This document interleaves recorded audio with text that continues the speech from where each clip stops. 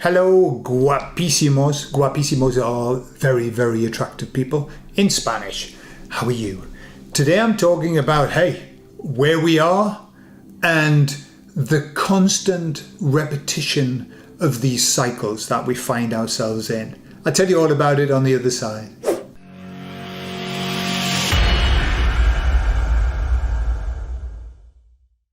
So, 4 years ago, more or less, we were in the depths of riots. There were Antifa riots everywhere, Black Lives Matter everywhere. Cities were being burned, everything was being trashed, and at the same time, we had the onslaught of the big V that came and thrust itself upon the world. Why? Well, because, in my opinion, because somebody had to try and stop what was happening with this Great Awakening and what Mr. T was doing and all of that. And then, 4 years later, as we come up to the elections in the US, interestingly enough, there doesn't seem to be much election fever being talked about, as though it's, I don't know why. Nobody's really talking. And nearly always in the year leading up to it, oh my God, that's all they talk about on the news. And yet they're not. I wonder why. I don't know. I don't know why. Anyway, so we're on the lead up to the elections. And suddenly what's happened? Well, all of the students in all of the Western worlds now are camping out, having tents bought for them. Okay? All the same colour. All the students don't have any money, by the way. They don't have any money. Where are they getting all of these tents from? And not only that, but every one of them has one of those scarves, black and white, with a checkerboard thing on the tassels, that you see lots of Arabs wearing. And they've all got them. One would think that was being financed. Just like the way I remember when Antifa used to get out of these vans, these hire vans, and they would all get out with all of this incredible outfit on and shields and everything. And you always thought, where did they get the money for that? In fact, who organised that for them all to be wearing the same things everywhere? And it's the same.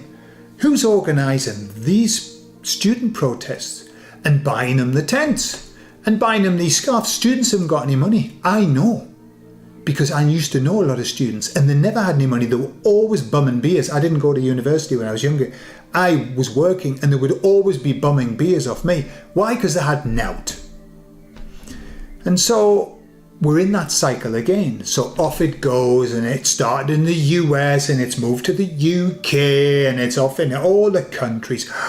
My God, one would say that it was something organised by George Soros. Who would have thought?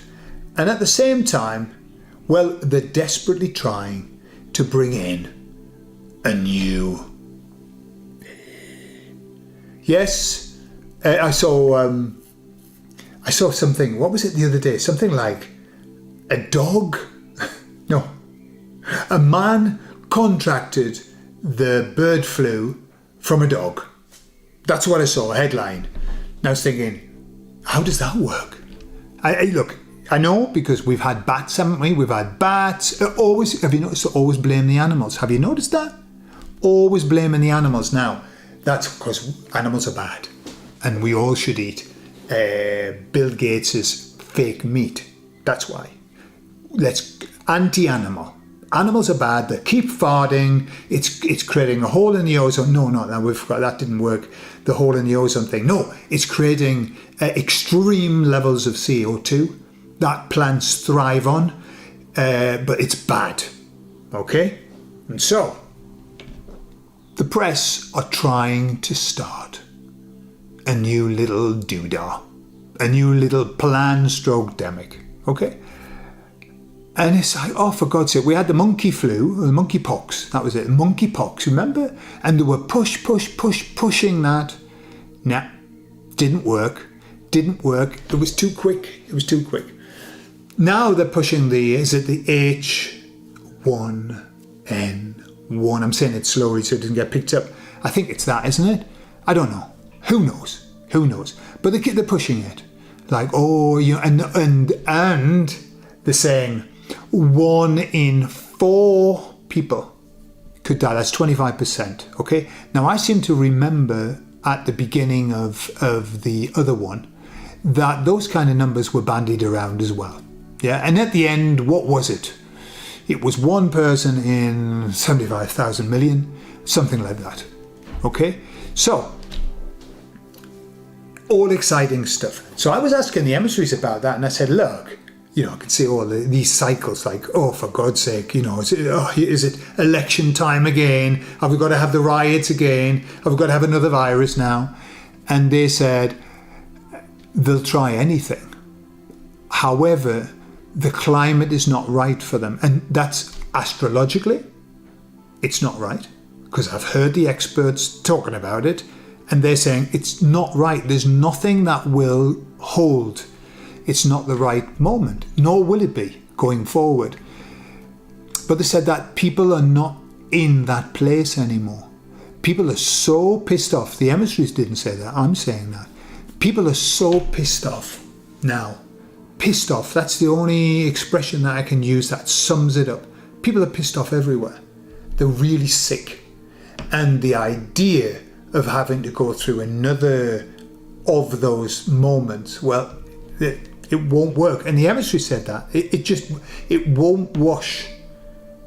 What they said was that it would be very difficult to make people accept it. Because what they said is this. When they try and force this, and hey, you know, let's just assume that they do, they will be faced with a massive push of non-compliance. And it's the non-compliance that ruins it for them. They didn't get that level of non-compliance. They did get it, and that's why they brought it to the end after the time. I think they wanted to stretch it out. They wanted to have it going for about 6 or 7, 8 years or whatever. They got too much non-compliance. Non-compliance is their worst enemy. Just saying no. Why? Because we talked about it. When people turn their backs on it, they take the energy away and they haven't got the strength. And that's where they're going to be. Massive non-compliance. But the emissary said something interesting. They said, with a scheme like that, when they get massive non-compliance, what happens is it absolutely hammers their credibility. And just look at the credibility with the whole COVID thing now, with what's coming out. Their credibility's hammered. And when the credibility's hammered, it does them a big disservice. So they said it could be one of the best things ever that they try and fail, because then that will put them in an even worse situation than they were, even if they don't try, if you know what I mean. So personally, I do not want to go through another of that bullshit time. I don't want to go through another bullshit time. However, if we did, and it happened, and they pushed it, it hasn't got legs, and B, it wouldn't last long, and people would reject it, and then they would look like a bunch of twats. They already look like a bunch of twats. They'd look like more twats, like super twatful, if that's a word. So let's see the beast is wounded and it's thrashing about, but bloody hell, I mean, it's thrashing about with no skill whatsoever. No skill, just wild thrashing. So let's see what happens this year. It's very interesting. These are the most interesting times that I've been living in yet to date. Fascinating. Jesus. Well, I love you all, and I'll speak to you all later. Bye-bye.